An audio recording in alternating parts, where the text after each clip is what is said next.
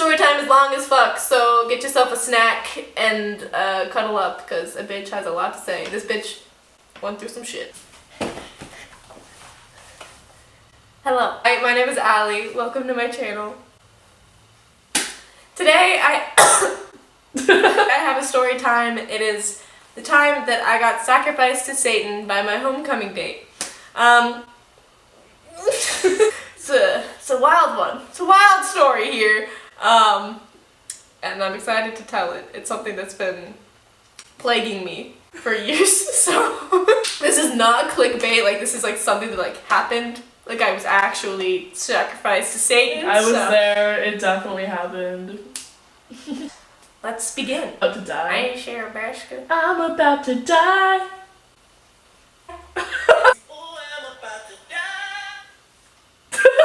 So basically this story takes place between 8th grade and it ends my sophomore year of high school. It happens over a span of like 3 full years. In 8th grade I was in band. I played the trumpet, and there was this kid, let's name him Richard. Richard and I, we always ended up sitting next to each other. He played the trumpet too. We would talk about music, that was about it. Like, he would talk to me about classical composers, and he would talk to me about jazz musicians that he liked and followed. Classic rock, that was like a big connection, I guess, that we had. It's like we both like listened to that. And I would never consider myself friends with him at that time. I was more like decent acquaintances. At that time, I was aware that Richard had a big crush on my friend Rachel.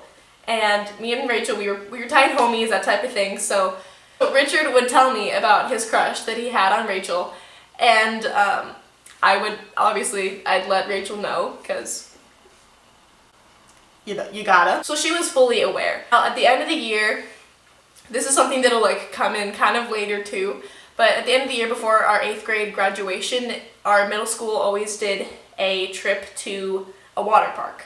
We went to the water park, we had a good time, then we all signed yearbooks and we went about our summer.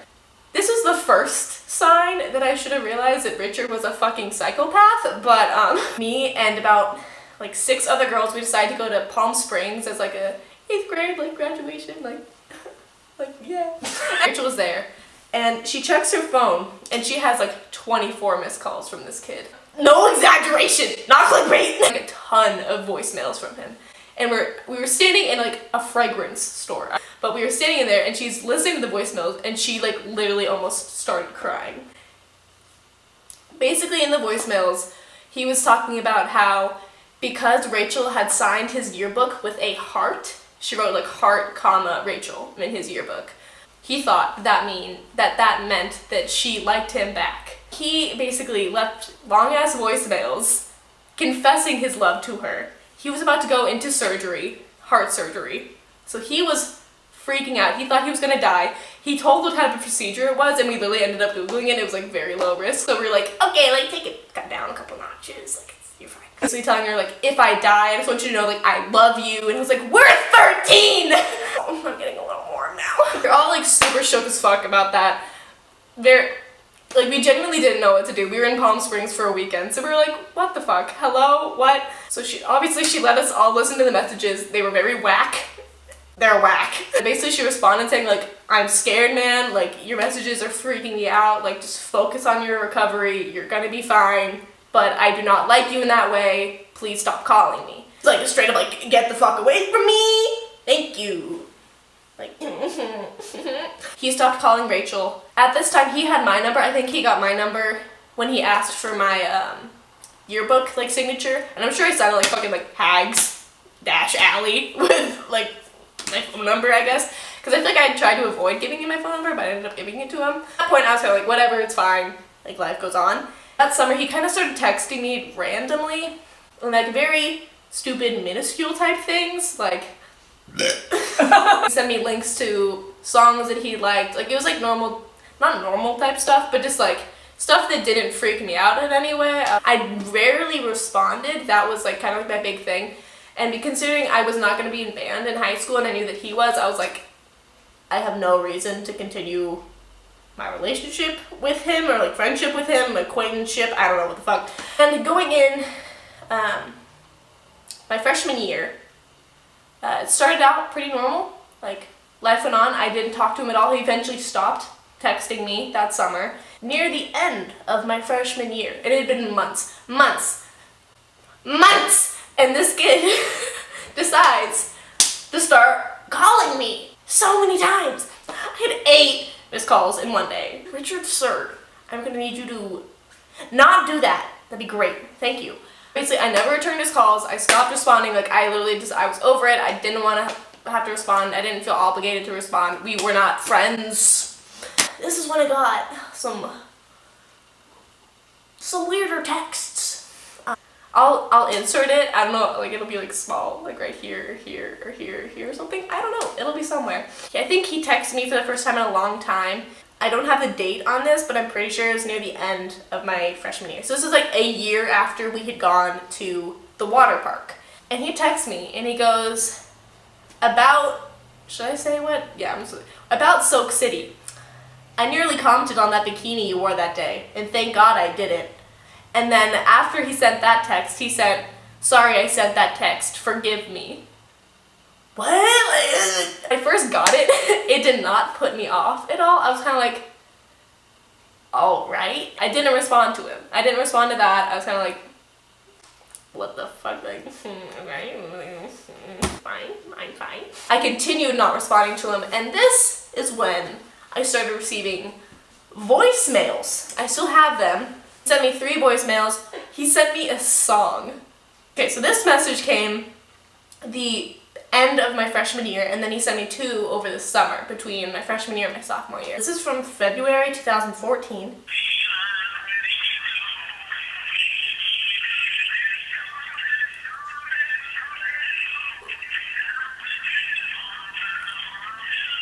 It's just like Hot Night Joe.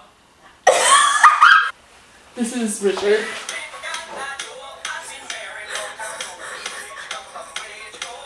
Update, we discovered what song it is. It's not a creepy song.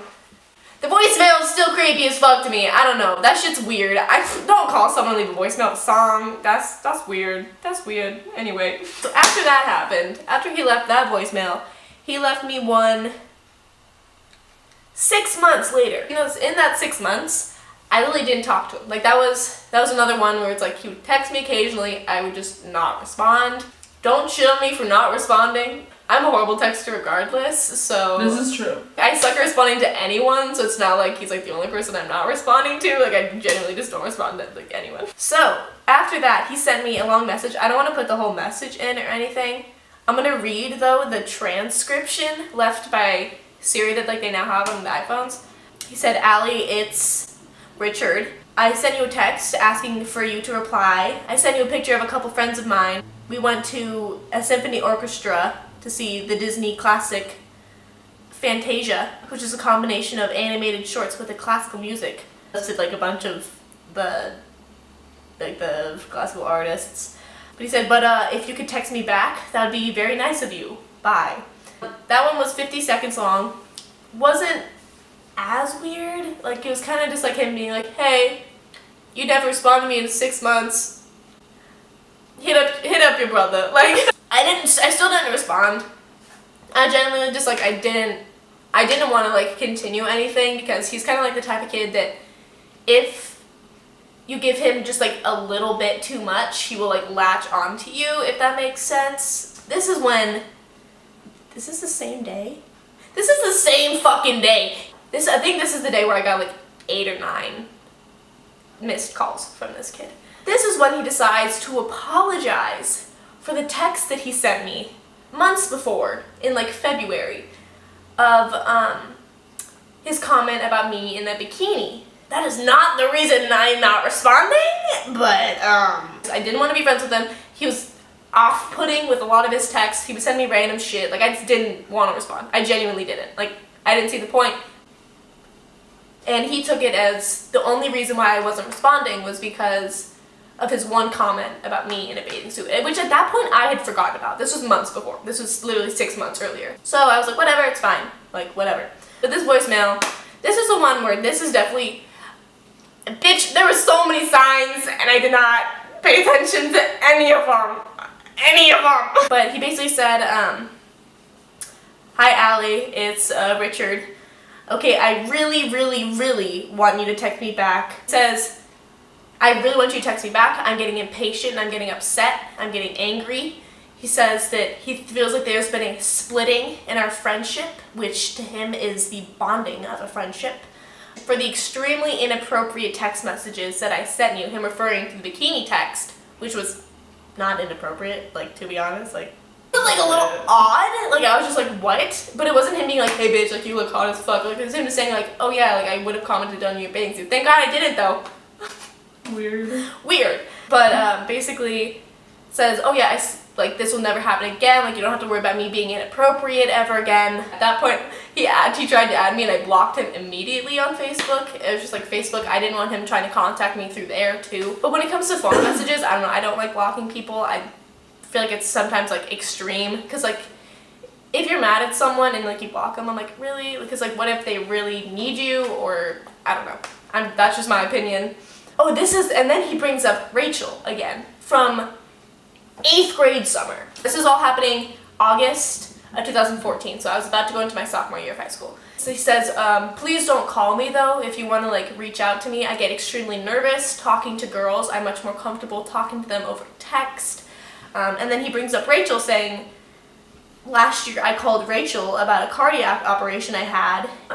He said it was just a painful experience for him calling her, even though she didn't answer either. He left her voicemails as well. She said she was scared or something. That is a quote from him. He's like, she said she was scared or something. I was like, bitch, I'm scared. After hearing that message, at that point, I was like, what the fuck? I haven't talked to you in months. Whatever. It passes.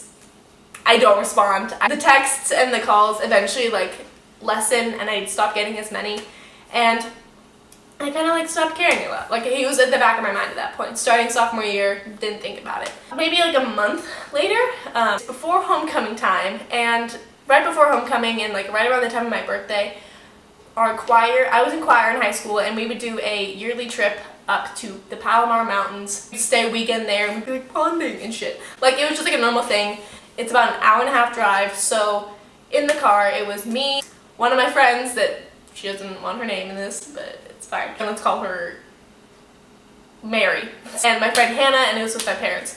So me, Hannah, and Mary, we were driving up with my parents. My parents were driving. We were like 14 at the time. And I get a text from Richard, and I was like, that's interesting. I haven't received a text from this individual in a long-ass time. And basically he's like, hey Allie, can I ask you a question? And because I hadn't responded to him like in months and like it was his first time reaching out to me in a long time, I responded and I was like, sure, go for it. In all caps sends, will you go to the dance with me, Allie, period. Shit. Like I was in the car, I like turned to both of them, I was like, what the fuck, y'all? And because I'm 14 and I didn't at the time realize that I could have just been like, no. I decided, I was like, you know what, I'm gonna lie, I'm gonna tell him I'm dating someone. So I told him I was dating one of my best friends, let's name him Jason. And so I told him, I was like, I'm sorry, I'm dating Jason, so no. He sends me, this is the exact thing, I'll insert it here as well. You know how I said I thought I had a mental problem? Well, you just caused it to happen. I'm writing an upside down pentagram with 666 around it. You better know what that means, and you better watch out. There's nothing you can do. And then in a separate text, now stay away from me. So I think the next day he texted me and said, what you said about dating, that's the last straw. 2 words, fill me with hate. Dating and boyfriend. I may as well just stay single and never like girls ever again. So see ya. I stopped being a Satanist a minute ago. Seeing as how that could get me expelled from school. See you never again, cease. FML. And to think that I loved you. Dating is knowing the truth about love, and my love for girls has killed me. And then he says, I have sobbed for the last 3 minutes because of pure ruthless rejection. 3 minutes, bitch. I've sobbed for 3 days. He said, I'd like to apologize for my hateful rant earlier. I accept that no girls will ever take interest in me because I'm extremely antisocial sometimes. My dearest apologies for my hateful rant. I'd like for us to still be friends.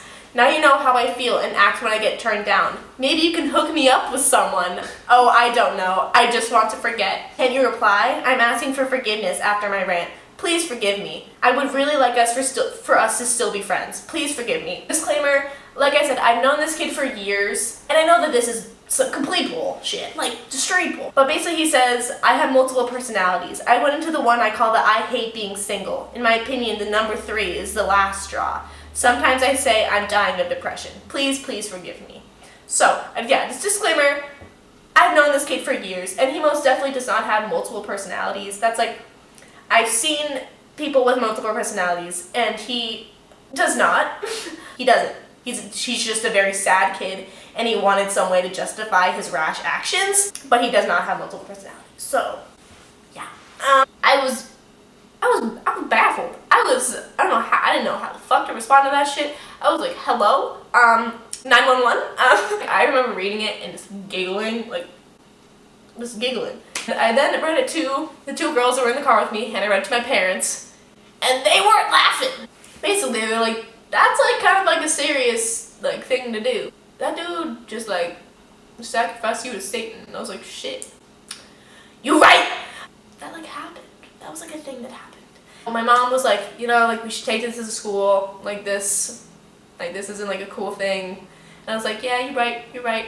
So we went to the choir retreat that weekend, and then that Monday, I went into school with my mom, and she came to the office with me, and we filled out a report against the kid and turned it in. And I went about my week. A couple days later, I got called out of my choir class and was taken to the office, and I met up with the vice principal, and I showed her the texts, and she literally like looks me in the eye and just goes, dude. She was shook as hell. But she assured me, she's like, we're gonna do something about this. Like, you don't have to worry about this anymore. Like, you can take a breath now. Like, you're safe. You're fine. Like, it's all good. And I was like, lit. Dope. An entire week, my friend Jason, who I had convinced to be my fake boyfriend, he acted all coupley around me, which was like really funny. Oh, real homie. Homecoming came around. I went. It was a good time. It was fine. Like, everything was normal. About a week later, I heard from another band kid who was in band with Richard, who told me that, oh yeah, like I saw that he got called out of band. His parents were called into the office. They had like a talk with like him and his parents, and I was like, that's all I wanted. Like, I really just wanted his parents to know about this, and I wanted the school to be like, don't fucking do that shit. I thought this was the end. But no, the camera stopped recording, so now I'm about to say some shit again. After I had thought that like all of this was over and like canceled and like was past, I thought the school had dealt with it. He had stopped texting me, calling me, he stopped interacting with me, and I was totally okay with it. And I was like, that's fine. Like, as long as I just don't have to deal with him anymore, like I'm content. We're gonna call my friend Candace. And this is when my friend Candace decides to start sending me screenshots of his Facebook. And his Facebook, wow. Basically, what he's posting sounds like the type of shit that the Supreme Gentleman was saying in his manifestos before he went and shot up the UCSB campus. Elliot Rodger, that is who. He killed people because girls were rejecting him. And he was like, I deserve all these girls. Like, these douchebags don't deserve them. And he's posting, it sounds like Elliot Rodger. This shit's whack as fuck. He posts, why do girls not want to date me? It's making me annoyed. I deserve to have a girlfriend. Why? With like a ton of exclamation points, and then says, feeling emotional. 7 minutes later he posts, why? Girls throw themselves at those other losers they love, but not me. It's the one thing that outrages me the most about relationships. Those other guys don't deserve to have a hot girlfriend. I do, with like about 1 million exclamation points, and then says, feeling pissed. Like, that's fucking scary. Saying how all these other guys don't deserve their girlfriends, but you do. It's like, about that, honey, you see the thing is. Then Candace sends me screenshots of a conversation that she had with Richard, because she was one of the girls that I think rejected him as well. She was on that list. But I guess Candace, she first responded to the post. She responded to his post, like the why me bullshit. I don't remember what she responded, but it was probably something along the lines of like, maybe you just like haven't met the right girl yet. Like, I don't think you should be like acting out like this type of thing. Like she was kind of like, okay, dude, like you need to relax. She was taking a step into it, being like, brother, my man's, no. And this is how he responded to this. He says, yeah, right, as if you, Allie, as in me, this other girl X, and Rachel don't know how I feel. I'm being serious. Allie had told me she was dating over a text, and Rachel and this other girl are in a relationship. With the three of them rejecting me, I became outraged and went into a rant about how I hated the words dating and boyfriend. I also ranted that if I wasn't in a relationship by the end of 2014, I would write a manifesto to all the girls I've liked at school. I'm considering whether or not to go to the homecoming dance. So there's a part of one of my multiple personalities I have, and that I can control. I'm antisocial around girls almost all the time. The dude just has major mood swings. And no, that does not mean he's like bipolar by any means, but like the dude doesn't know how the fuck to deal with his emotions. It's as simple as that. She was sending me all of these, and he texts her. So Richard messages Candace and tells her, whatever you do, don't listen to the AC/DC song I posted. It may scare you. And she said, it's a cool song. He responds, I know, it's a good song. However, it contains lyrics about violence. Okay, this is when, oh my god, bitch, oh my god. This shit is whack as fuck. Like, I mean, like, whack, I mean, whack. But he said, I know, it's a good song. However, it contains lyrics about violence. It mainly talks about stalking girls, rape, and murder. Not to bring back a bad memory, but last year when I stared at Allie and Rachel, due to my increasing shyness at the time, the song Nightcrawler became my inspiration to do so. After apologizing to Allie, I quit listening to AC/DC songs for months, especially the song from the album Highway to Hell. Sorry if I just brought that up. And then Candace, being smart ass bitch, she says, well, maybe you should talk to someone if you're having violent thoughts. And he says, I'm not. As I said, I'm antisocial around girls. Carly, she's behind the camera, and she has the lyrics to AC/DC's Nightcrawler. Let's give him a read. You're to turn out your light because there's something on your mind. Was that a noise outside the window? What's that shadow on the blind? As you lie there naked like a body in a tomb. Suspended animation as I slip into your room. I'm your night prowler asleep in the day. Yeah, so that was like some scary shit. At that point, I finally got to the point where I was like, I'm blocking this bitch on everything. Blocked his phone number, finally. Shout out to Candace for giving me that tea and that info, because that was shocking as hell to read. This is when the story finally comes to an end. This is a couple weeks, or actually it might have been even months, I don't really remember. This is the funniest part for me. This is like the shit that I look back on and I'll never forget it. I was sitting at lunch, me and my friends, we sat out. I was sitting with my friend CJ, and he points back behind me, and I turn around, and there's Richard, like, all up in my shit. And he just hands me, like, a stack of papers and, like, scurries away. I read the papers. It was a 12-page, 12, count them, 12, apology letter. On a majority of the pages, in this apology letter, he writes, meet me in the band room. He didn't specify a day or, like, anything. He just said, like, meet me in the band room at lunch. At that point, reading that, thinking that all of this was done, thinking that, like, he was, like, out of my life, I was, like, livid. I was pissed. This bitch.